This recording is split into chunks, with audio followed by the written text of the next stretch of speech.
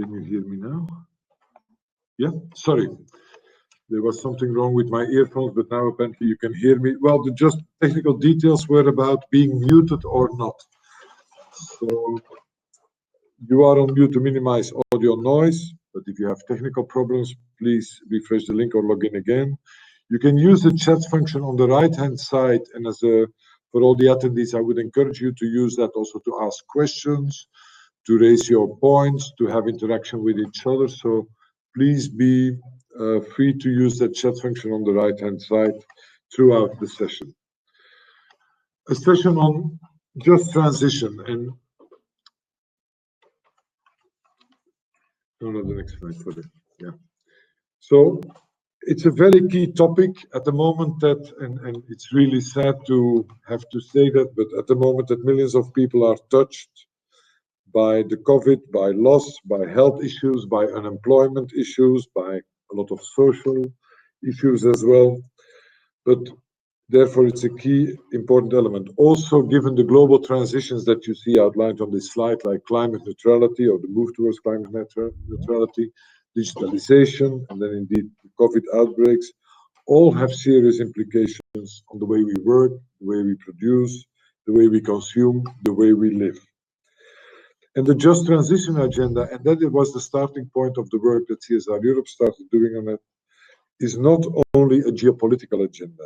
It's not about how to support coal-dependent regions towards the future, but it's also a responsibility for all companies, for their management, and for the type of management processes we put in place inside companies to deal with this challenge of just transition. That was the starting point of the work that CSR Europe was doing. And if you go to the next slide, it was actually with the support and with the drive from Enel that we engaged in a kind of exploratory exercise at the beginning of this year on what the meaning of just transition actually is and what companies' role actually is, what companies practically can contribute individually. And we brought for that purpose a group of stakeholders, and you see the logos below on the slide, and worked with them in a kind of closed group series of webinars, focus groups on a digital platform, and looking into 3 different areas where just transition or where all the transformation have a major impact. That is, of course, on jobs and employability, but it is also on consumption and lifestyles. What type of lifestyle is further promoted? What kind of changes people will have to make, and will they accept those changes, etc. So consumption and lifestyle.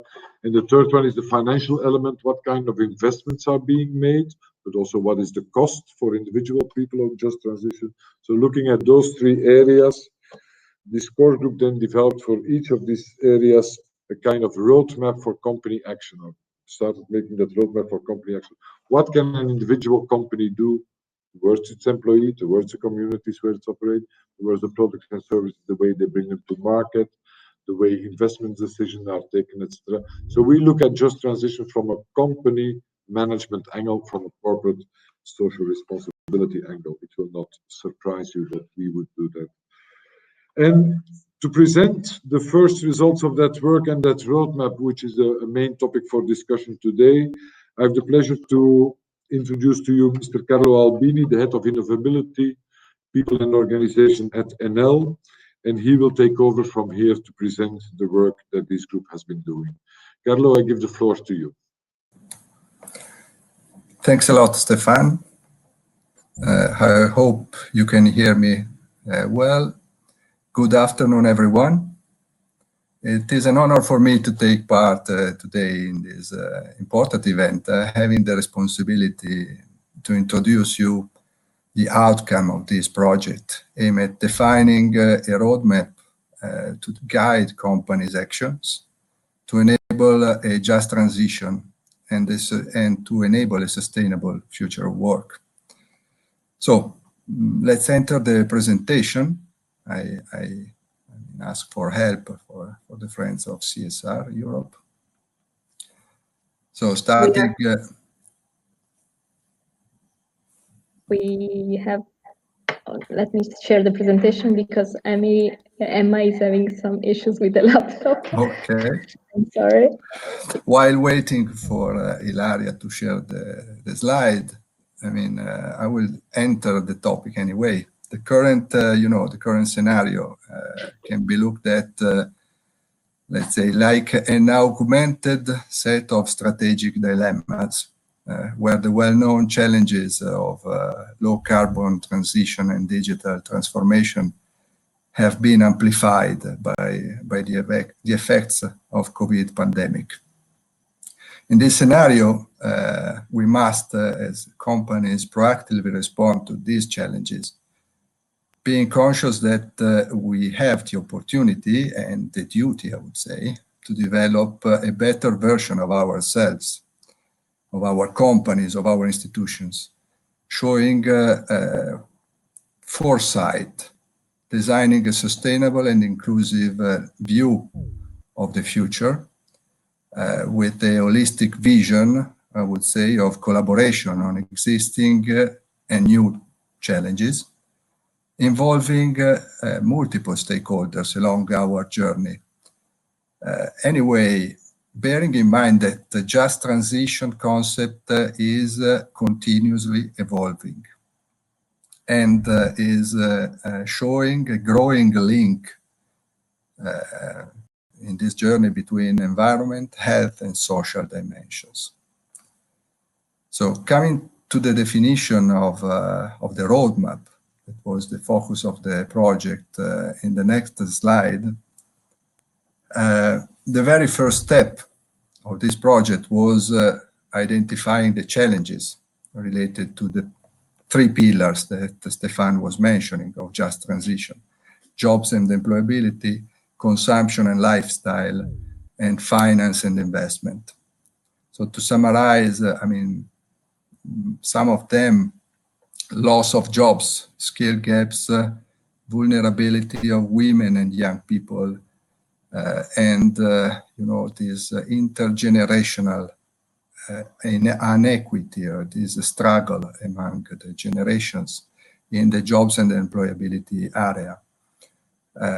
Growing costs of sustainable consumption, lack of choices for consumers, and vulnerability of communities, for example, the ones dependent on polluting sites for what concerns consumption and lifestyle.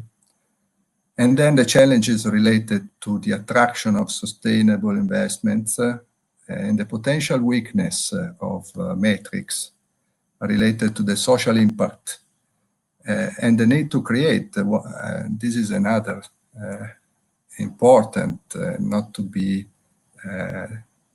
forgot element, that is creating a common language among stakeholders. So moving to the next slide, to the next chart, I would enter the second step of the project. That was, let's say, to identify for each of the pillars and for all these challenges, some initiatives, actions that the companies may strategically plan to effectively respond to those challenges by promoting, preparing, transforming their own business, building, let's call it a new level of resilience.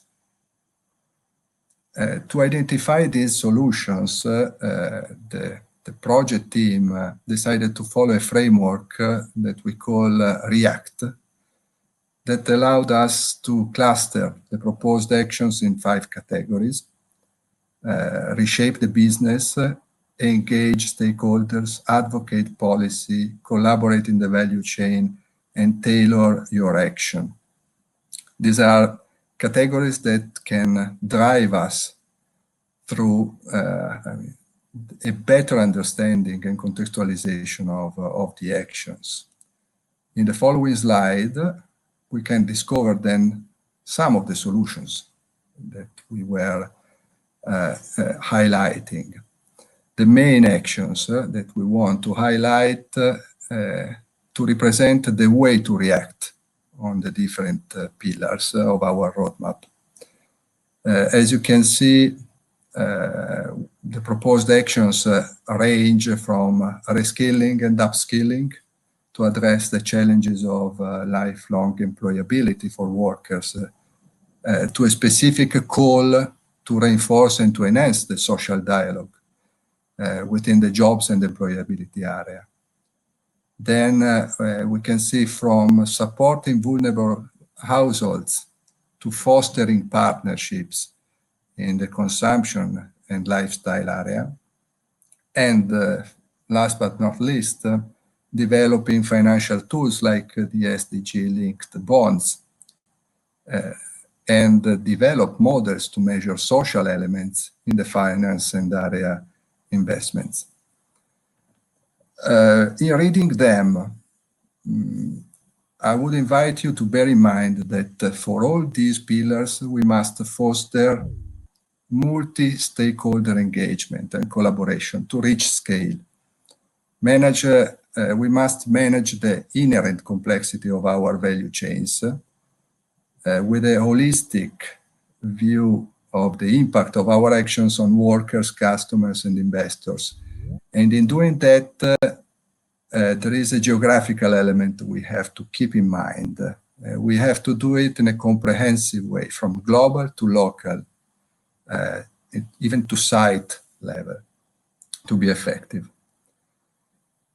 Now, after, let's say, having this overview about the project, I would like also to give the examples and a few glimpses about the initiatives to which Enel committed in the last year, I would say, or few months more, as a front runner for the development of a sustainable vision for the future. So going into the next slide, the first example was a project developed with the Enel Foundation and the European House Ambrosetti.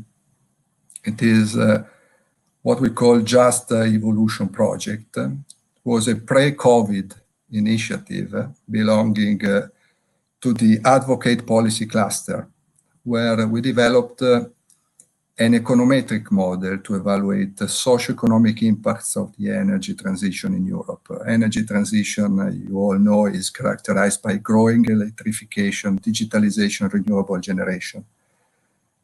And we were trying to create a link among these phenomena and the socio-economic impacts that were to be expected in Europe. In our study, being an advocate policy action, we identified also the following specific policy actions related to these challenges. I mean, to support the deployment of electric technologies by promoting the effective conversion of value chains to those technologies. To manage change in nature and expertise at the workplace, increasing employment opportunities, increasing employability of people, and addressing the issue of reskilling and upskilling. The third one, to address the issue of energy poverty.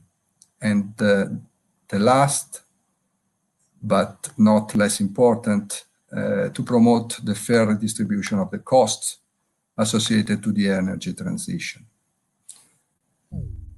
So, going to the last point, I would like to share, before closing the introduction of the panel, I would like to touch our current commitment on the last slide.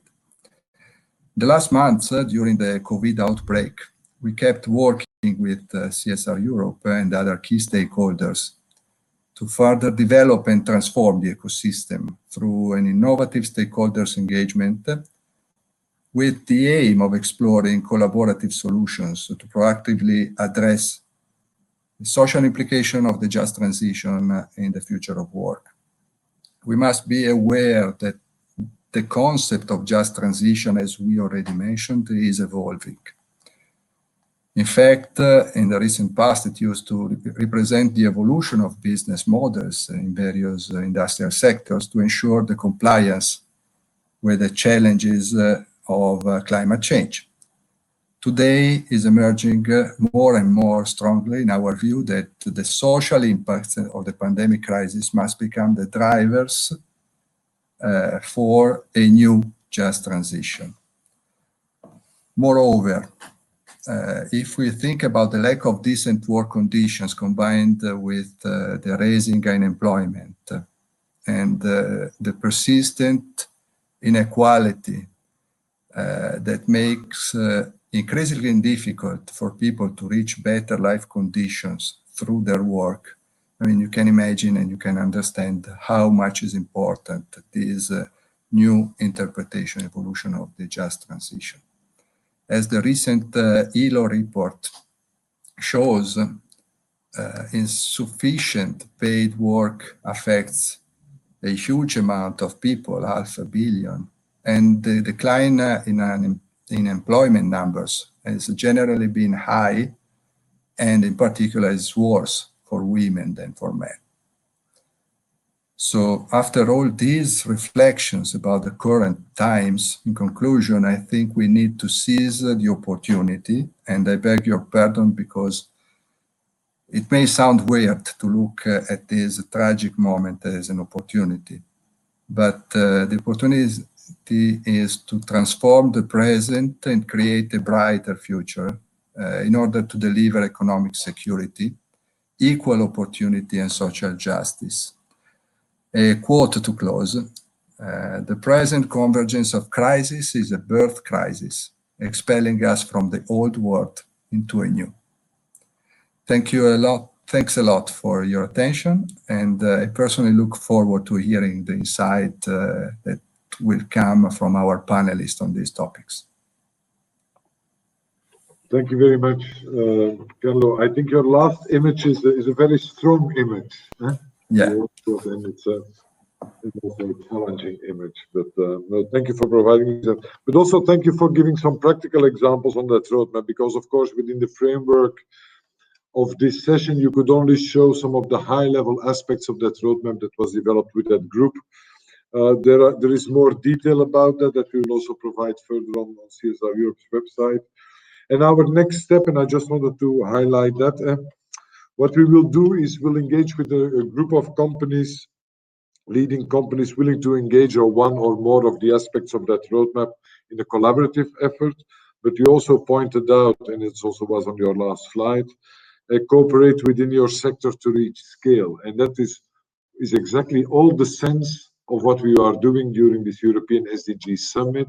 And we launched on Monday the Pact for Sustainable Industry, is with the request basically to industry federation and the challenge to industry federations, pick up the sustainability agenda in a practical way as well, as a federation. So this might be a very interesting topic that we should also bring further to, as you suggest on your last slide, to the industry federation. So thank you again for that introduction. Without further ado, I would like to go now to, and it's really my pleasure to have Mr. Antoine Cazelle with us. Mr. Cazelle is head of cabinet of Commissioner Schmidt in the European Commission. Mr. Cazelle, you did not only contribute to our discussions, which was a very appreciated contribution during the work we did over the past months, but also your commissioner is leading the major effort, I think, that the Commission is making on skills. And you might give us some more insight on how the Commission, what is on your program, and what type of work do you foresee towards just transition. The floor is yours, Mr. Cazelle. Thank you very much, Mr. Kretz, to invite me for this session. I hope you hear me well. I guess so.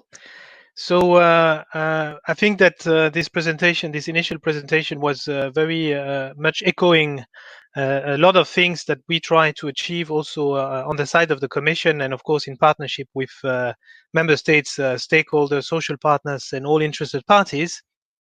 Europe is clearly facing interrelated challenges of an unprecedented scale. And as you know, the Commission has presented a number of initiatives to mitigate the effects of the crisis and prepare for the recovery of the economy, while ensuring that we continue working on delivering actions that will help dealing with the digital and the green transitions.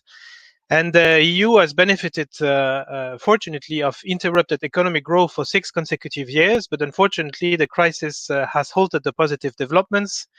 And we can see already now that if monthly unemployment has shown a limited rise so far, thanks to the massive use of government measures in support of employment, we must prepare ourselves for a sharp rise in unemployment in the coming months before the situation improves again, and the recurrent waves of contagion are likely to further increase this negative trend. The crisis is also deepening mismatches in the labor market with the new needs on the side of companies and consumers, which will require, I think, on the one hand, to revisit the employability of the European workforce in order to adapt the new jobs opportunities, and I will come to that in a second. And on the other one, to deepen our internal market by removing unnecessary barriers and develop a true European industrial strategy that will allow to gradually boost the EU as an effective global player. And this is also the scale that was just referred to. As regard employment, we will need to think in the short term on how additional types of employment support could be put in place with the view to stimulate employment and transitions towards sectors in demands.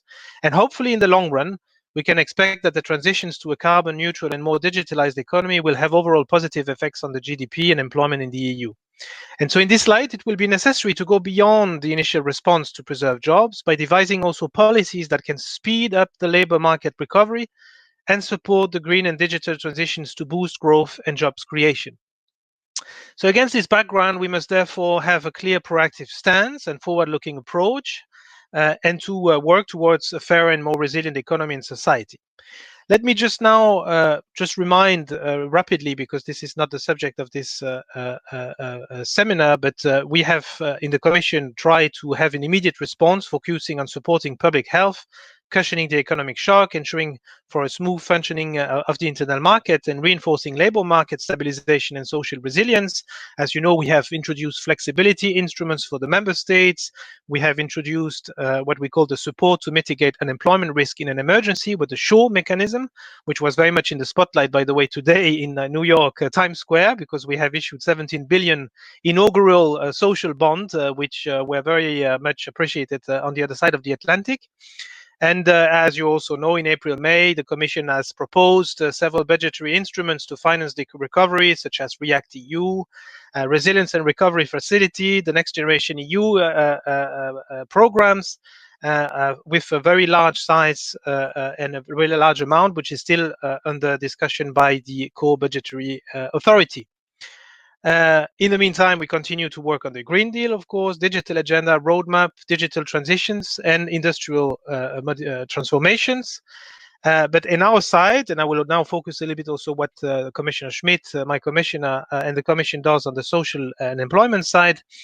We also need to address poverty and tackle the vulnerabilities and inequalities exposed by the exposed or exacerbated by the crisis. And promoting social and territorial cohesion is also indispensable for a sustainable and fair recovery of the European economy. And this is why Commissioner Schmidt has very much highlighted the need to fully implement the 20 principles of the European Pillar of Social Rights that was agreed by the Council, the European Parliament, and the Commission in 2017, because the pillar is the right social compass to guarantee a just recovery and transition, as it contains all the ingredients to underpin a strategy for a just and fair socio-economic transition with the right reform opportunities. And my commission has the intention to come with an action plan next year, early 2021, probably in February, to implement this strategic approach, and that will allow also to deploy appropriate actions in the coming years on how the pillar should be implemented. But we have not waited this action plan to start implementing the pillar. You probably have seen that yesterday. We have presented an initiative to ensure that all workers have access to a fair and adequate minimum wage protection in the EU. This directive aims at implementing Principle 6 of the pillar, which aims to ensure that workers have the right to fair wages that provides for a decent standard of living.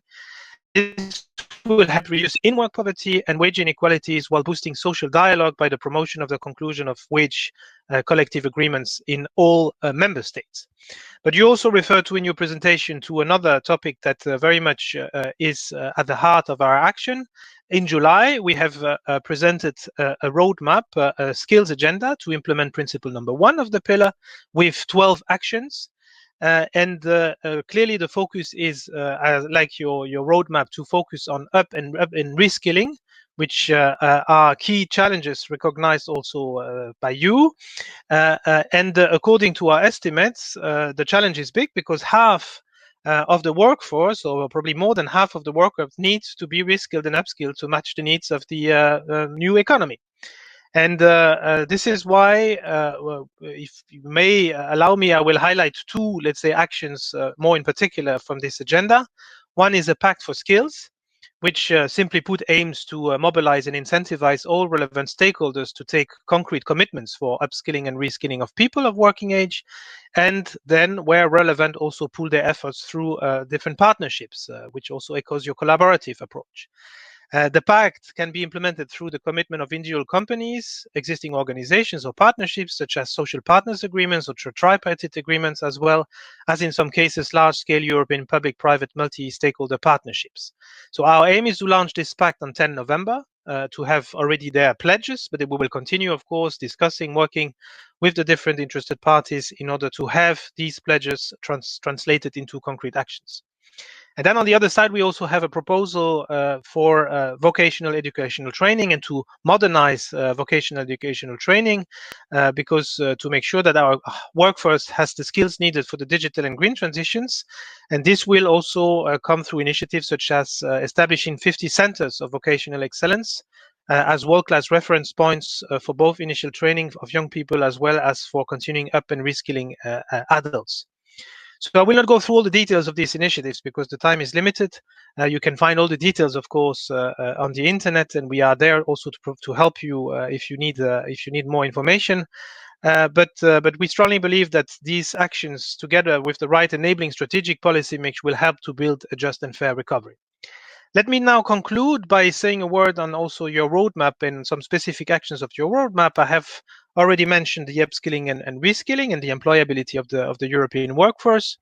As a follow-up to the European Green Deal, the Commission has also announced a sustainable corporate governance initiative for 2021 with the objective to ensure that environmental and social interests are fully embedded into business strategies. This initiative will strengthen the EU's voice on the global scene and contribute to respect for labor rights and other corporate social responsibility criteria throughout the value chains of European companies. The Commission is also examining how to integrate sustainability considerations into the EU financial policy framework in order to mobilize finance for sustainable growth. This entails a number of initiatives, including the continuation of work on sustainable taxonomy and non-financial reporting directive. It will be very important, I think, to reflect social sustainability consideration in these initiatives.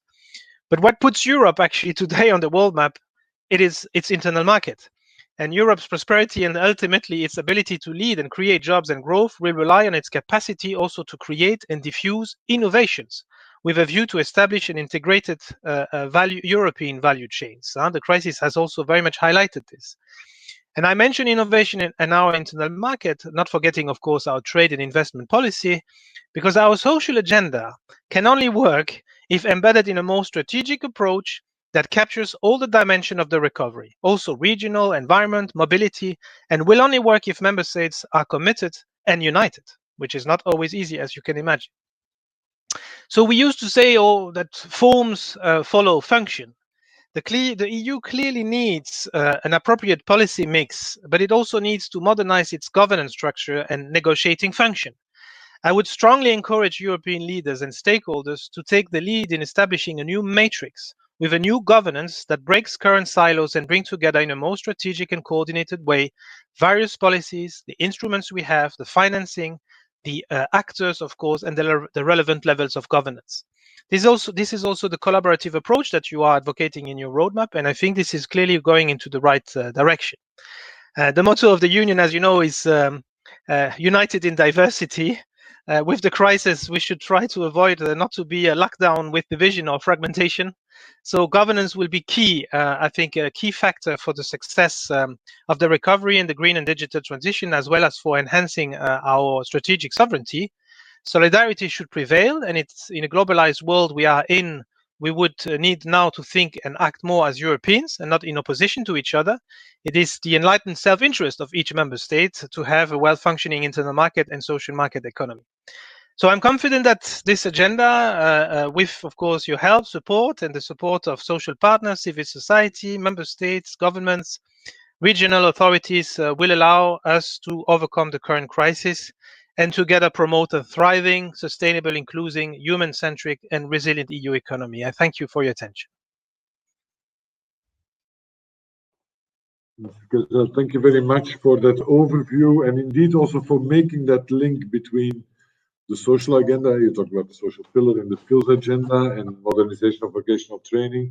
But rightfully, you link that indeed to the financial policy framework, corporate governance framework, etc. The way you mentioned the internal market showed a little bit that tension around it, and we will have to work indeed also with the government, it seems, to make that collaboration possible. But because we need that to indeed also safeguard our social system. And with that, I would like to move to our next speaker, which is Samantha Smith, Director of the Just Transition Center from the International Trade Union Confederation. Thank you for being with us, because I think the trade unions, they are, well, the agenda of decent work, just transition, employability, that's the core of the trade union's mission. So you are best positioned, well positioned to talk to us about what should industry do, what can companies do. You have seen, we have explained the roadmap, etc. What are the labor unions doing? What is your vision from the Just Transition Center, and where do you see that companies should be going on this agenda? We would be happy to hear from you. I give the floor to you. Thank you very much. I appreciate the chance to speak with you all today. So maybe I should just say 2 words about the International Trade Union Confederation and the Just Transition Center. ITUC is the global federation for most of the world's unions. We represent more than 200 million organized workers in 162 countries. And in the aftermath of the Paris Agreement on Climate Change, which refers to the just transition of the workforce, the creation of decent work and quality jobs, and the negotiation of global UN standards for just transition under the International Labour Organization, ITUC set up the Just Transition Center to help unions get good plans for just transition. I think it's important, given the discussion we just had, to say 2 words about what is and is not just transition. We have international or global UN architecture and rules for just transition. That's under the International Labour Organization, where just transition guidelines were negotiated between workers and their organizations, employers and their organizations, and governments. We also have European level rules for what just transition is and it is not. And it is always based on social dialogue, and social dialogue always involves trade unions. So we are in the world of just transition. Trade unions are a social partner and not a stakeholder. That doesn't mean there's no role for stakeholders, no role for civil society, no role for investors, no role for customers and their organizations.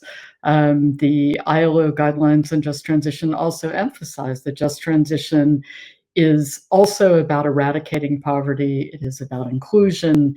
And in addition to social dialogue, it has an extensive process of stakeholder engagement.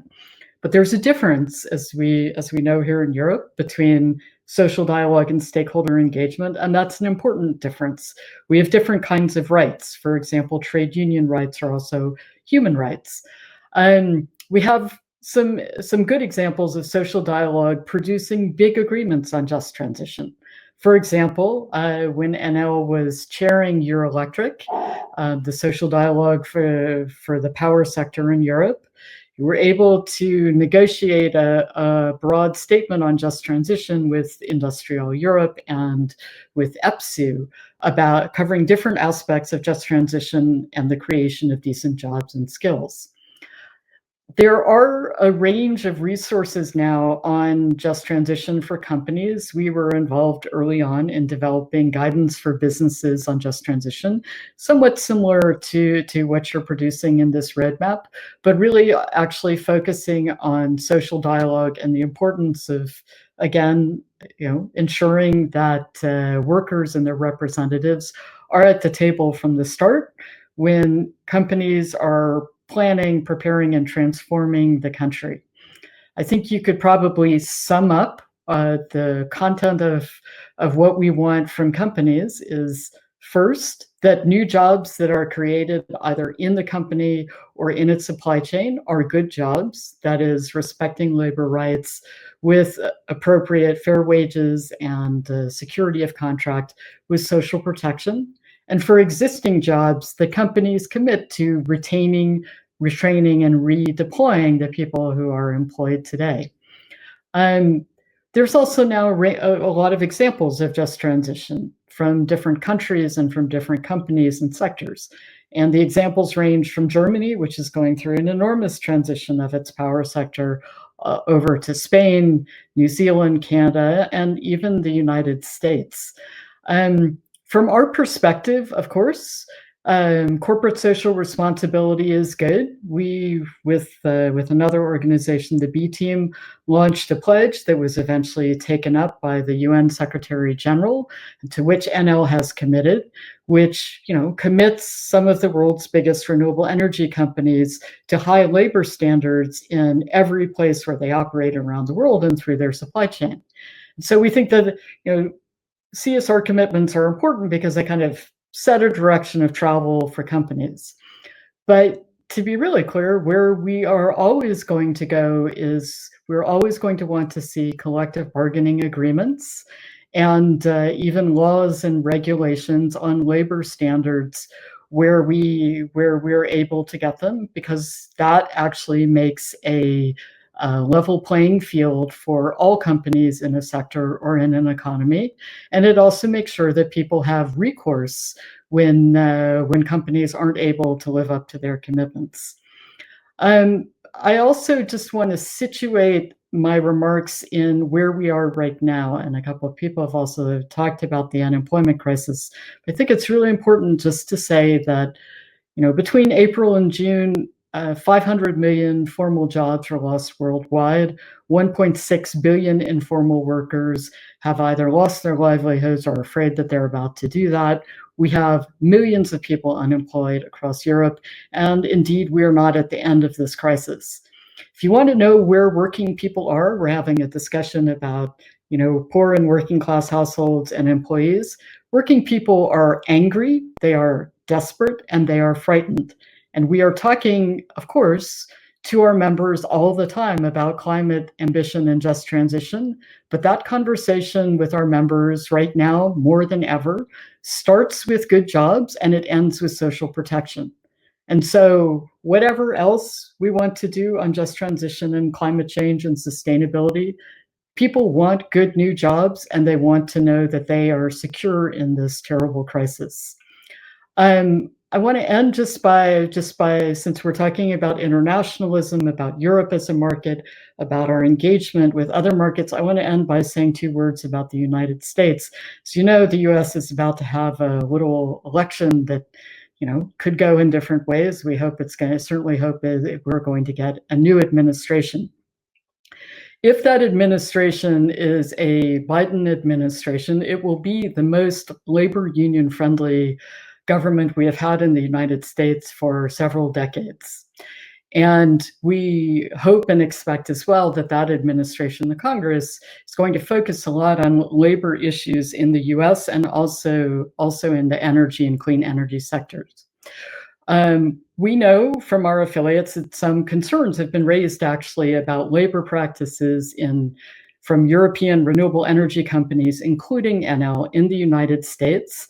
And we want to say that the pledge that Enel, Iberdrola, Ørsted, and others have signed with us about labor standards across all jurisdictions where the company operates and across its supply chain, we would like to see companies, including Enel, live up to those standards. I think that it's important as European companies go global, as they rapidly expand their operations in clean energy around the world, that we take our European labor practices with us. That includes respecting the labor rights of workers, and it also includes making sure that that clean energy jobs in places like the United States are good jobs. Because what I can tell you from the shop floor, if you like, or the construction site, is that when people, as people lose their jobs in coal and other fossil fuels, as they lose their jobs in heavy industry, if they don't have a new good job to go to, if they see that clean energy is not being built with a local workforce, that people are not being allowed to form unions, that wages are substandard, that there are bad health and safety conditions in the new sectors, they lose hope. And they turn against this really important collective task that we have of getting climate action, especially, but not only in the energy sector. So I really want to encourage you as you go forward in CSR Europe to, one, just to remember, we have rules for just transition and social dialogue in Europe and globally. There is a special role for the social partners. Two, just transition always involves social dialogue and social protection, skills, many of the other things we've mentioned. Three, the new jobs need to be good jobs.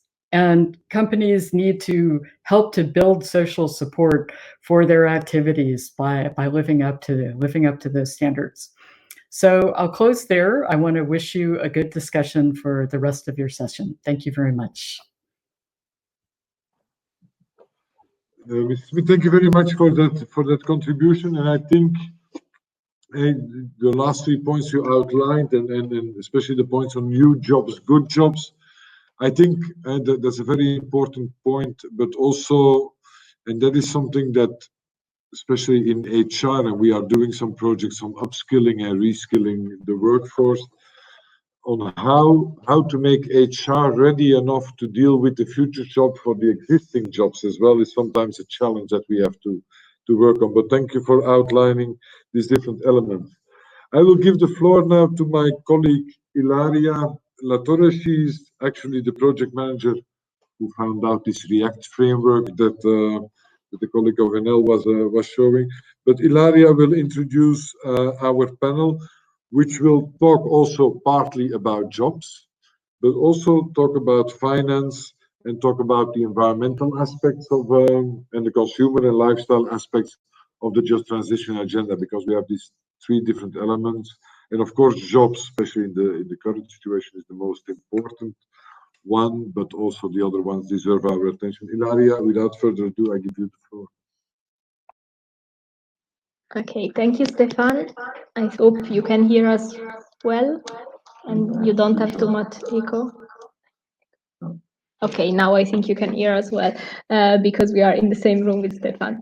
It is my pleasure to moderate this panel, and let me thank all the panelists that are here with us today.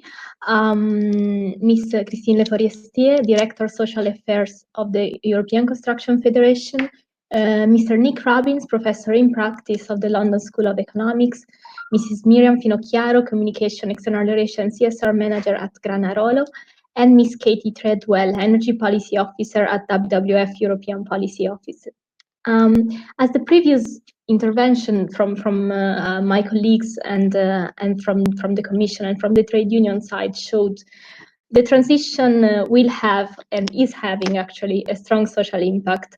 The European Commission showed that they are putting in place some instrument to mitigate its negative effect, also in consultation with the companies and with other stakeholders. Additionally, also trade union, as Mrs. Smith said, are at the center of this discussion and are and will be at the first line to raise their voice and ensure through strong social dialogues that the employers will consider the needs also in the coming years to retain, retrain, and redeploy the workforce. Our question is now for this panel mostly, can company do something more than this, and what is the role of investors and other stakeholders in this picture?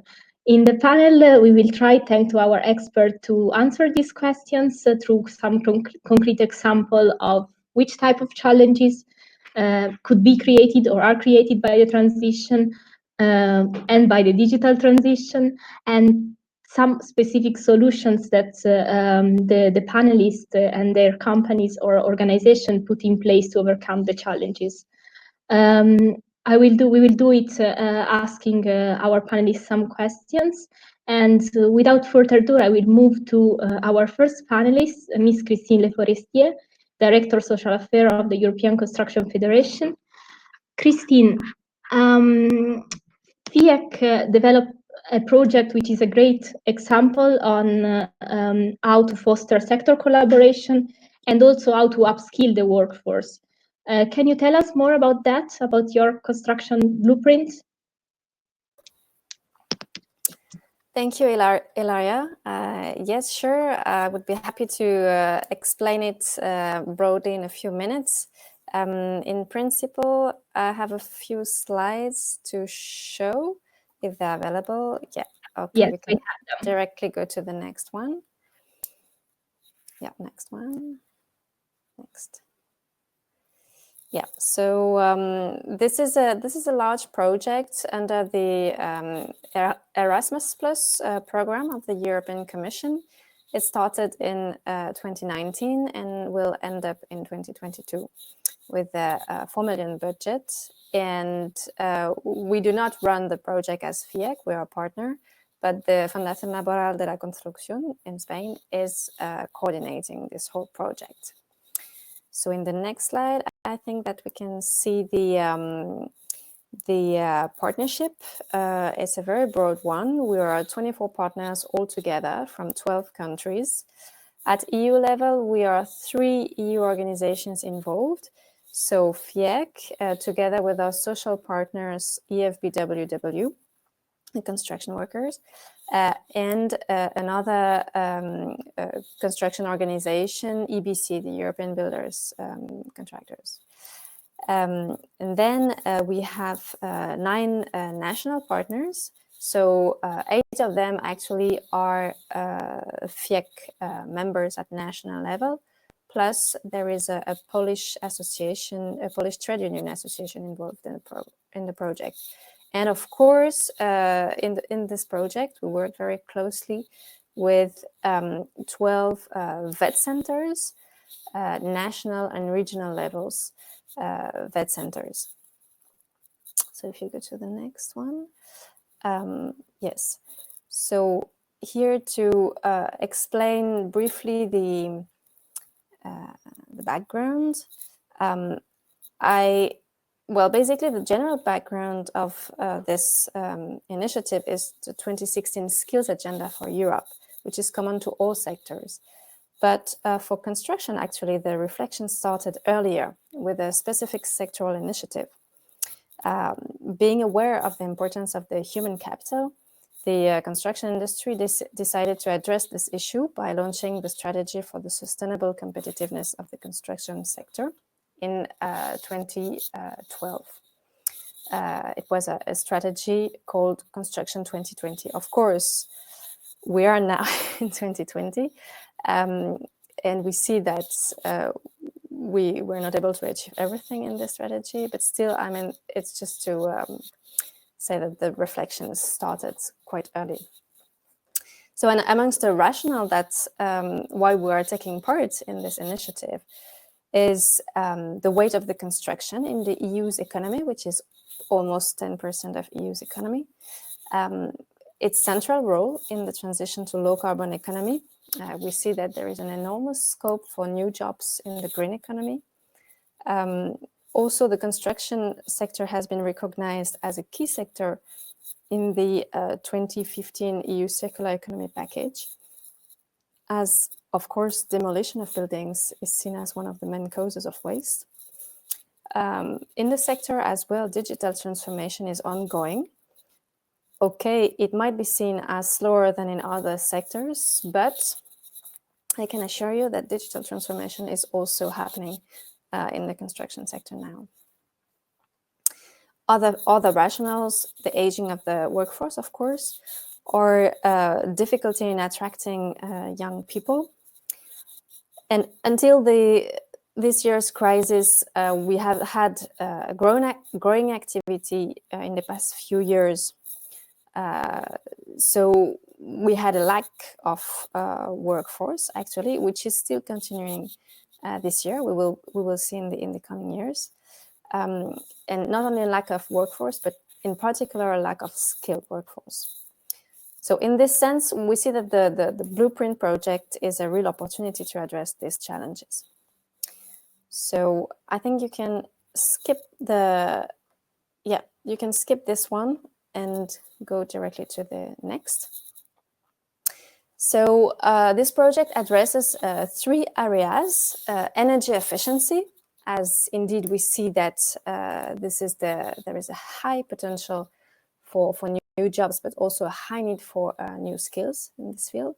Circular economy, same thing, and digitalization. As I said, this is coming. We see more and more even robots used in the construction sector. The BIM, the Building Information Modeling methodology, is really growing and growing. And we do our best to also have it accessed by SMEs more and more. So these are the 3 areas. Next one, please. Yeah.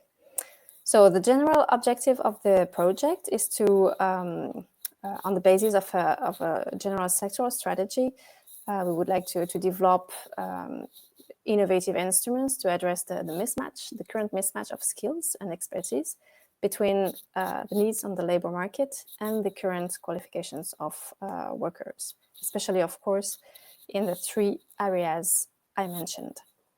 So if we go now to the more specific objectives, we have started with identifying good practices across Europe with specific projects at national, regional level dealing with skills shortage and mismatches. We are building a skills observatory, kind of a watchtower to anticipate the future needs. And we are about to develop specific training modules, the MOOCs. We will also identify specific professional qualifications and profiles which will need to be revised, and promote further attractiveness of the sector through campaigns. I mentioned young people, but also women are amongst our targets. And for this, we are currently creating a support network to support this strategy. We have already launched a collaborative platform. We have a specific LinkedIn group in particular, where we call experts to gather here and share their views and experience. And we are also having the stakeholders involved via endorsement events, via advisory groups at national level. And beyond the 4 years of the projects, we want to identify the possible funding opportunities for the sustainability of this project on the long term. So if we go next.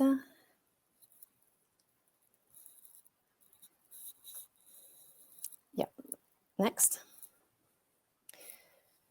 So we have already some results from this project. There is, of course, a dedicated website which is available, where you can find all the results already available. I see that the address of the website is not on the slide, but I will put it on the chat afterwards. On the website, you can already find the mapping exercise that we did with the national and regional best practices in the 3 covered areas. Plus, we already published 3 reports, a PESTEL analysis, which covers, so PESTEL stands for political, economical, social, technological, legal, and environmental. So it's really a broad analysis of the state of play and the needs, the barriers, etc., etc. A status quo report is also a picture of the sector, the current sector. Plus, we have developed already the first version of the strategy together with a roadmap. But this document is an evolving document which will be amended throughout the project, depending on the new deliverables that we will have, which will also feed into this strategy. Then you can skip the next slides and go directly to the next steps. So, sorry, it's all very small. Well, on my screen, at least it appears very small. So the next steps will be the creation of the observatory that I already mentioned, and which will provide information on the needs of the labor market and help anticipate and enable the training centers to adjust their trainings to the needs. Then we will identify the specific professional profiles that will need to be updated in terms of competences. And on this basis, we will also design specific training plans aimed at the identified profiles, including this mass online open course, for instance, for at least 600 workers and vocational training students. So this is, in a few words, our project and where we stand now.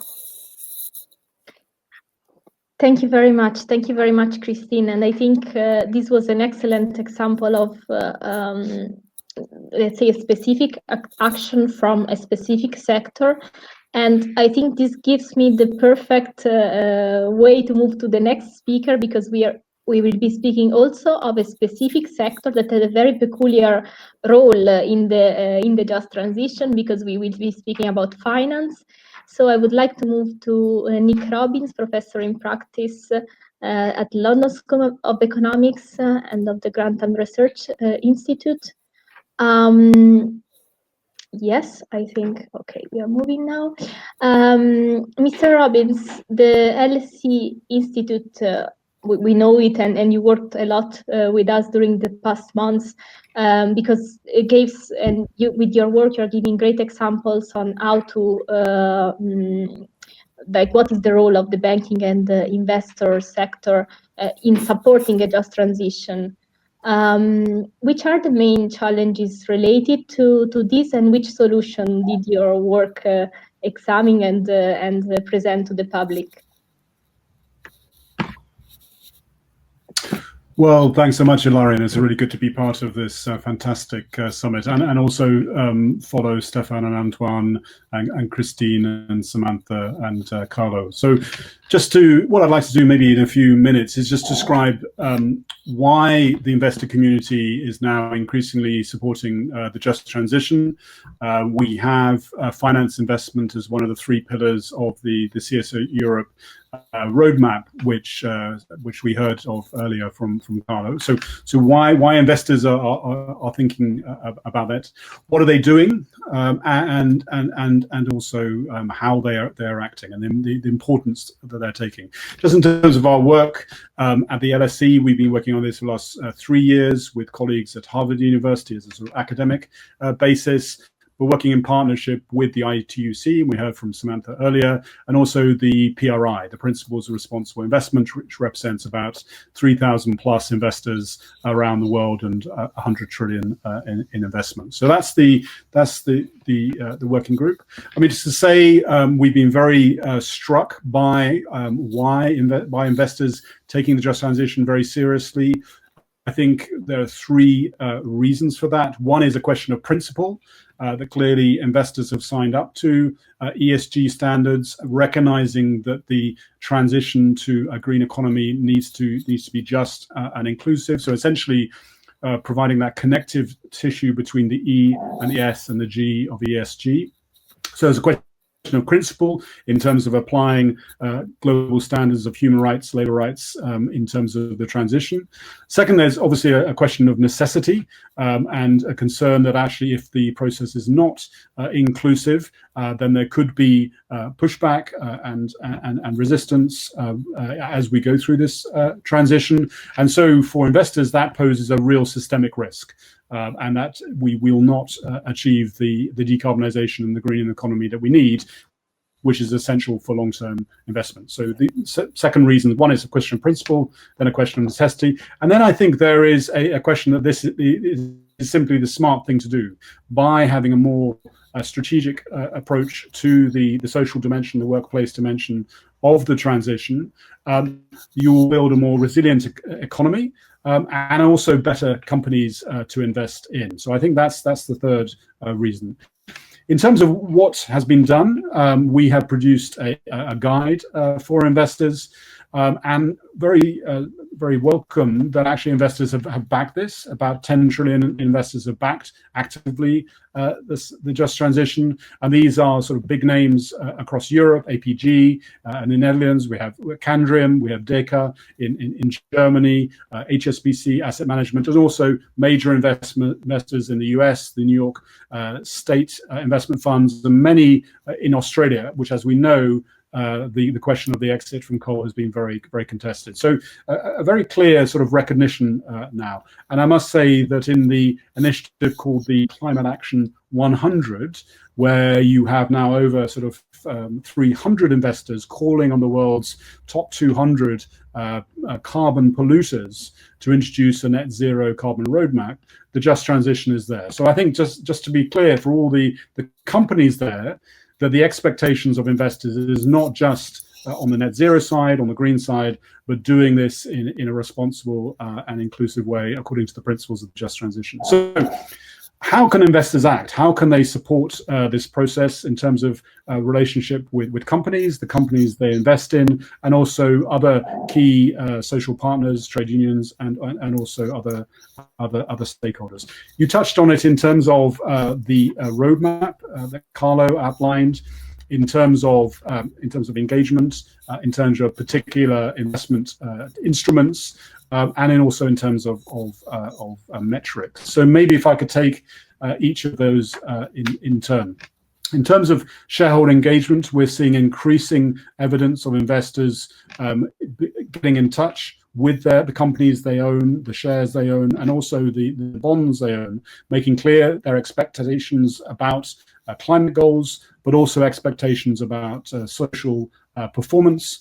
And I think this is happening, having results. So in my country, the UK, we have an example of investor engagement leading to one of the utilities there, SSE, committing to introduce a just transition plan. So again, I think there is an expectation that companies have just transition plans as part of their overall sustainability packages. Importantly, I think that this is the expectation is this is not just signing up to a plan and not just a sort of compliance exercise and so on, but actually leads to demonstrable change in practices. So I think there's a lot of desire for real evidence that how this is being applied in company practice. The second area is then obviously investors want to allocate their capital on behalf of savers across Europe in terms of assets that are aligned with the Green Deal, but also these assets are being managed in a responsible way. Here, I think the bond market is particularly appropriate. We have been developing what we call our Green Plus sovereign bond proposal, where countries could introduce sovereign bonds, where the money is targeted at green goals, but the plus is making sure that there are social co-benefits that are delivered as part of this. So in terms of jobs, in terms of skills, in terms of regional benefits. And I think this Green Plus approach would be very appropriate for the 250 billion euros in green bonds that the Commission has committed to issue as part of the much wider European recovery package, so that those green bonds deliver green, but also social. Clearly, we have municipalities across Europe who issue green bonds, and I would have thought this Green Plus approach could be very attractive for municipalities in many parts of the union. So that's the investment piece. And then the question of metrics. There is a big discussion, as we know, about ESG performance generally, reporting, disclosure, and investors really need good disclosure from companies so that they can hold companies to account, but also allocate their capital in an effective way. We're working with Candriam, a major European investor, to design and think through what just transition metrics could be. We're at the start of that process and would really welcome inputs from across society. So those may be three main areas in terms of how investors can act, in terms of engagement, in terms of capital allocation, and in terms of metrics. Maybe two things to close, if I may, Ilaria. First, investors are also actors in the policy process. Europe is renowned for the sustainable finance program that has been launched and having huge results in terms of taxonomy, green bond standards, and so on. I had the pleasure to be part of the high-level expert group, which helps lead to that. And I think investors, I think, are also signaling to policymakers not just that you need a strong Green Deal program, but you need to have just transition through that, obviously through just transition mechanisms, but in all instruments. And then maybe close on the question of the global scale. We face planetary challenges, and I think if we look across the world, the just transition imperative is much greater in the countries of the South, in developing countries, Latin America, in Africa, and in Asia. And I think that's going to be where the investors are going to be looking in terms of the way in which companies are investing in their supply chains, in their subsidiaries, and so on. And it is our conviction that it's through a just transition that we will accelerate the transition, that the just transition is not a constraint, but in fact it's an accelerator for the transition to a green economy. Thank you very much. Thank you very much, Nick, for your remarks, and of course we would leave you time for all your points even more. So no need to ask. Thank you very much. And okay, so I would like now to move to the next speaker, Mrs. Finocchiaro from Granarolo. Miriam, with you, I would like to focus on another side that we didn't touch upon so far, which is the consumer community engagement side of the transitions. We spoke a lot about the workforce, the reskilling needs, now with Nick Robbins about the financial and investor side. But also the consumer can be touched negatively by external shocks like the transition, or we all know also nowadays with the coronavirus pandemic, for instance. How Granarolo is working on this aspect, how Granarolo is raising consumer awareness, for example. Would you like to touch upon this point? Thank you very much. Thank you very much, Ilaria, and thank you for the invitation to share our roadmap, short roadmap of sustainability. If you have the slide, thank you very much. This is a snapshot of what the Granarolo Group is today, a chain of 651 farmers in 12 Italian regions who deliver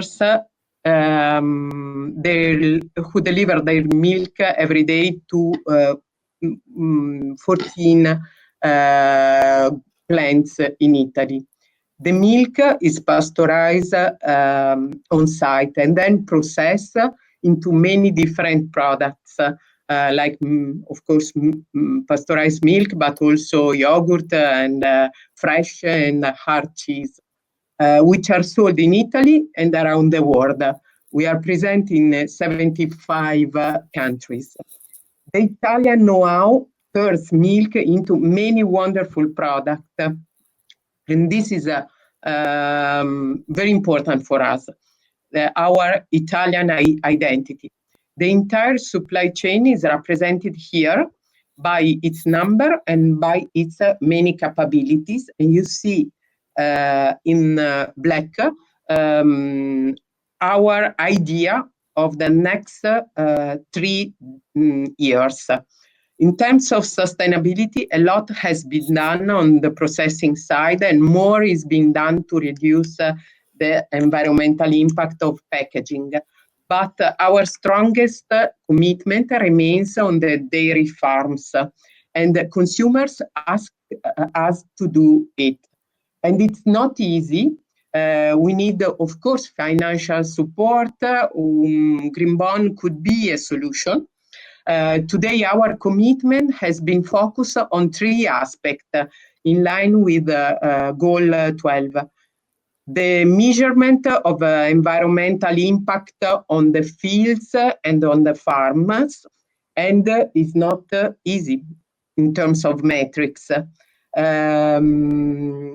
This is because is strictly connected with animal welfare and a lower use of antibiotics. Second, the reduction of the amount of plastic used. I say that, but then I will give you more details. And third, a remarkable effort to prevent waste. The first of our target has a lot to do with the European Green Deal Farm to Fork, and attempts to pick up the indications of the Farm to Fork strategy somewhat in advance. It is not easy, as it is the area to improvement that we are planning to focus on the most, because we need to promote a transition in terms of innovation. You will see is a digitalization change.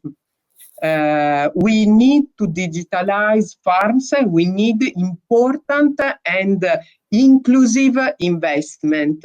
There are not aimed only at large farms.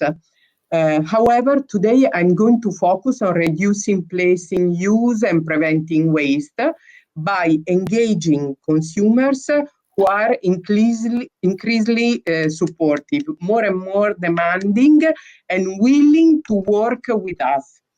This means that the consumers is no longer just the person to call for organoleptic test, or the person posting on social media about their favorite taste of yogurt, but rather an ally in this process of change.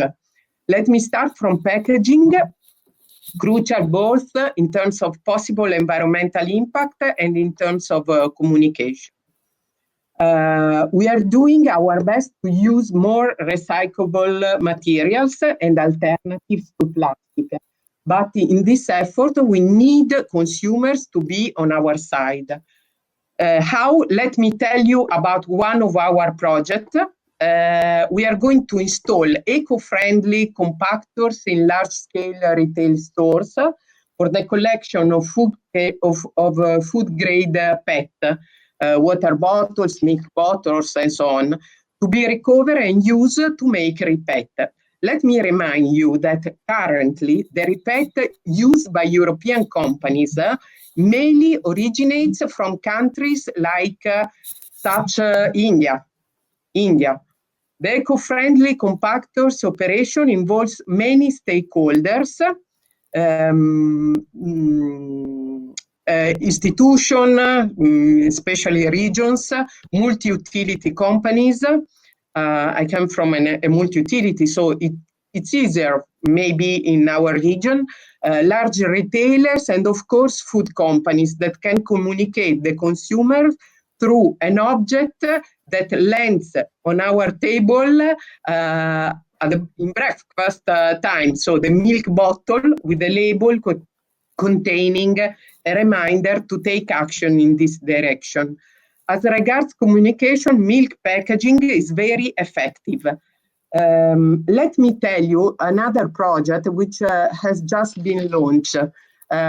We are using million of milk bottles that we monthly put on the market to ask consumers to download the app Immuni, which is a major tool to jointly defeat COVID. The bottle gets on the table in the morning, so it's very easy for us to communicate to consumers. Let me come to my second topic, the fight against food waste. While trying to produce less and better, and this is our job, we fight against waste by directing unsold products towards no-profit organizations and associations that support people in need. And we try to encourage consumers to avoid waste and save money. An SVG survey of 400 Italian households showed that the perception of Italians was that they waste 50 grams of food per day, but in fact 100 grams were found in the bins for each family member. So our perception An alliance must be created among institutions, associations, business, and citizens. How? Let me try to share with you some of our projects. We have created during the lockdown of March, a virtual outlet, fresh outlet, where consumer can buy product about to reach the expiry date and save money.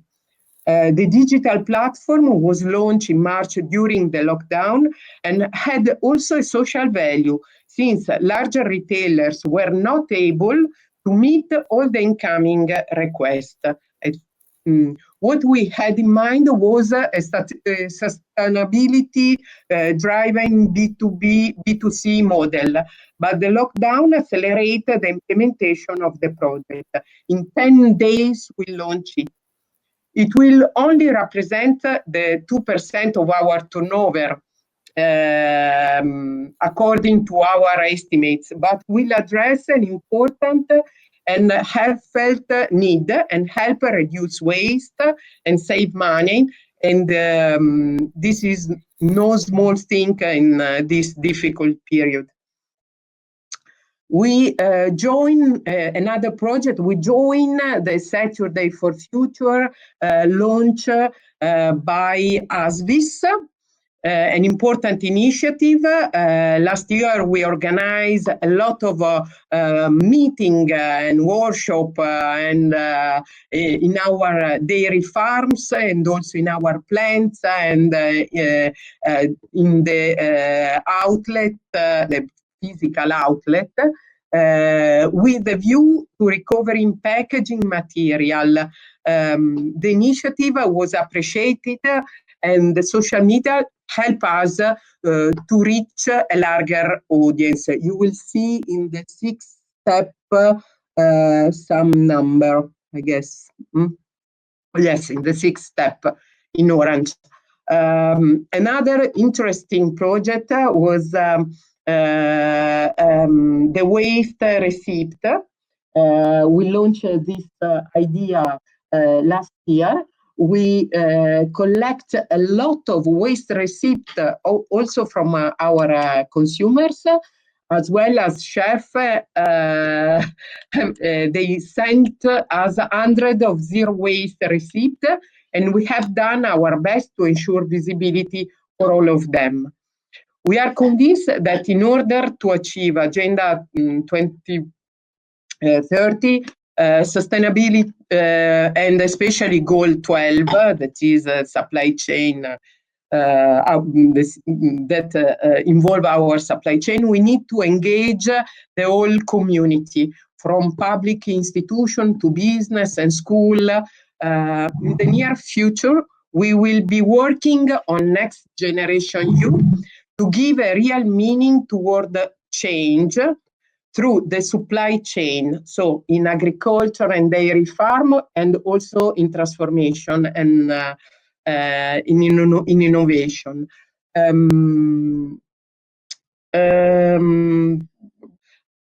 we will focus on training on our youth, both in fields and in the dairy farms, on a strong process of digitalization and data monitoring, on innovative packaging to reduce the use of fossil-based plastic. We launched AKD less than 2 weeks ago. On the extension of the shelf life of our product and on the carbon neutrality for some product lines. We are able to work only for some product line at the moment. Much will be done in partnership with young people and startups of our Agro-Food Business Innovation Center. That is our multi-company accelerator. If you want to know more about what I say, you may see our CSR report, or you may send me an email. The site is granarologroup.com. Thank you very much. And I think if you write also in the chat and the web, so people can contact you to get more info about your interesting projects, and because they show really the like consumer engagement and practical engagement at local level, which is a strong part also of what we were saying before with Carlo about our own roadmap. So thank you very much for your examples. Thank you. I would like now to move to our last panelist, Katie Treadwell from WWF European Policy Office. Katie, you have also engaged for long with us in this roadmap making, and what I experienced from WWF examples is that WWF works a lot on the field and with engaging with local communities and with regional authorities. So I would like you to give us a perspective on that. I know we are behind schedule, so if you want also to touch upon how do you see the way forward, it would be very useful for us. So we are behind schedule, so around 7 minutes, I would say. So then we close the session with some final remarks from our side. Thank you. Sorry, my computer.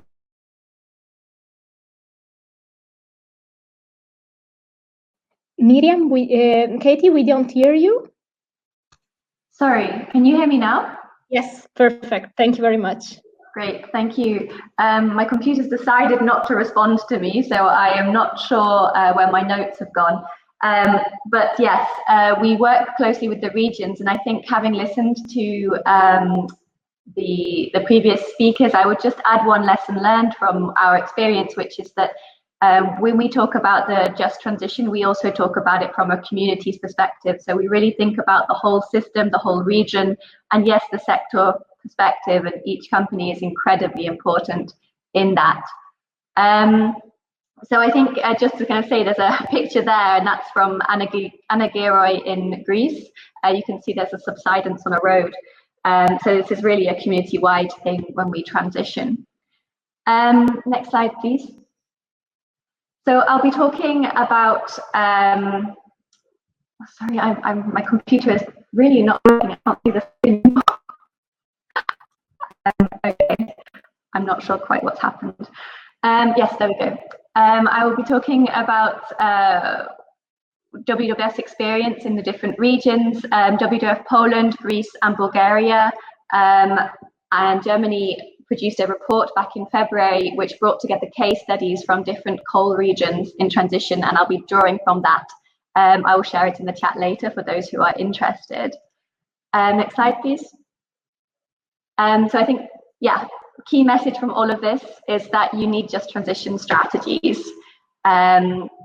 We need to have a clear phase out date, so we need timelines, which is a successful just transition requires place-based, time-bound strategies with clear direction, which should include a phase-out date for fossil fuels, including coal.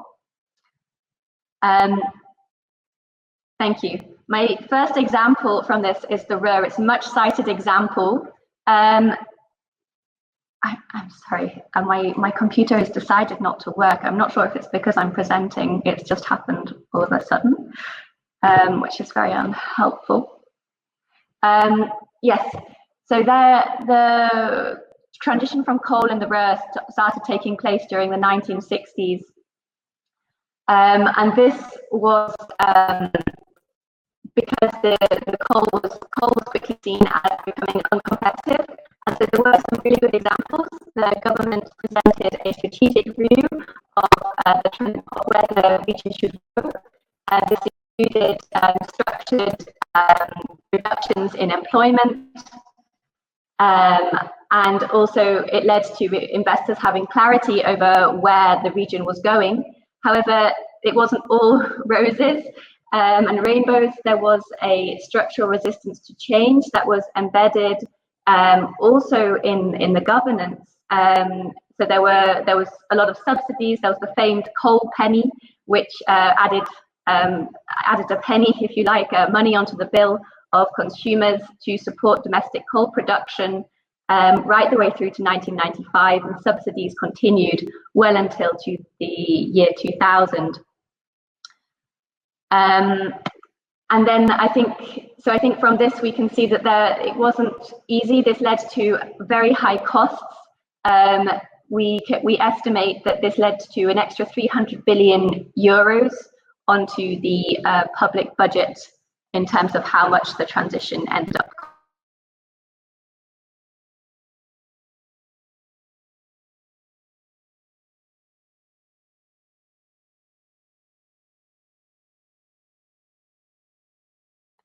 Katie, we don't hear you anymore. I'm sorry. Thank you. I'm sorry, I'm not quite sure when my computer's deciding no longer to work. It was working perfectly before. Now we hear you back. Now you're back with us. Good. So this is a more positive example. I'm trying to get my notes back up. I'm sorry. It's I'm not sure if it's the platform that's causing it, but yeah. So there's a more positive example from Greece. There was a phase out date, and we have now actually got a de facto phase out of the different a de facto phase out date of the different existing lignite plants and coal plants. I'm sorry, is my mic muting again? Because it's flashing.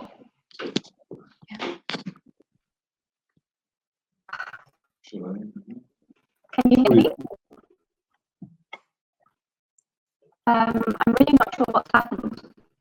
Can you hear me okay? I think I might have to. Can you hear me? Yes, I can. I'm sorry, Kate, but your line, I think the transmission from your computer to the platform is very bad. I think I need to interrupt this session for that because we cannot, it's 3 or 4 times, but we will share the slides on the platform. That is for sure, but also given the time, we cannot keep on going in or out, but the connection was too bad. I'm sorry to say because, and I was looking at your concluding slides, which I have in front of me.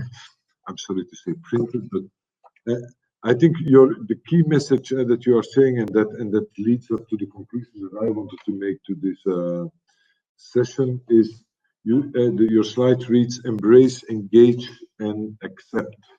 Maybe if we can even put that slide on from our side, because that I think is an important element where you say it's about engaging, and companies need to embrace that transition and then work with governments together, but also working together with civil society. But earlier we also heard very importantly to work in social dialogue and with the labor union, especially on the job element of the job transition. So I think that is very much aligned. And if I may conclude, given also the time, on just transition, the push is clear, even clearer than before. The urgency to act is very high, and probably we are not there. We need to tackle it. New, we heard today, new or old jobs, we discussed that, should be good jobs. But we also see that the finance and investment side is raising expectation. It's also making the measurement. There is funding earmarked. We also heard from the European Commission there are all kind of collaborative plans earmarked for that.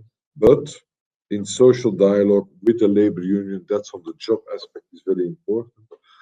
There is a lot of potential, and I think the construction sector demonstrated that very eloquently. There is a lot of potential on sectors to tackle the agenda of just transition, and it's maybe one of the things we should do as CSR Europe within the Pact for Sustainable Industry.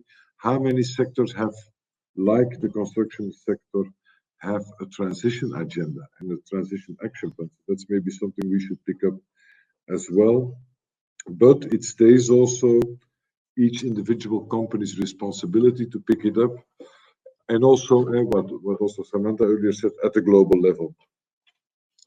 But the key element that kept on coming back, and the last example, and I'm really sorry it was interrupted technically, but from WWF, but also from Granarolo, real leadership comes from companies that engage in the very practical work on the ground. It's about the local element. It's about local society. Of course, you have policies and you have principles, but then it's about the local engagement around the plants in specific regions. It's about local engagement. That was the example that we heard with consumers. So it's this leadership and engagement is a very key element that we need to weave into a roadmap on just transition. And the practical dialogue. Of course, you have the social dialogue, but then the practical dialogue also with civil society, with local governments, with the European Commission and national governments, but at that local level as well. I pick up from this session is a kind of way forward on the work that we have to do in the near future. I'm sorry for the hiccups technically. It's 5 o'clock. I need to close this session. It's not the last time that we will talk about just transition, and I hope it's not the last time that we talk with all of you about just transition. I would like to thank, well, in the first place, I will thank Ilaria Latorre, who had picked up this project of just transition 8 months ago and made it into what it is now with a strong framework. I would like to thank all the keynote speakers and the panelists, and Enel for the support and push to us. I must admit, to start our work on that. And thank you all for being here with us, and I close this session here. Thank you and have a nice day further.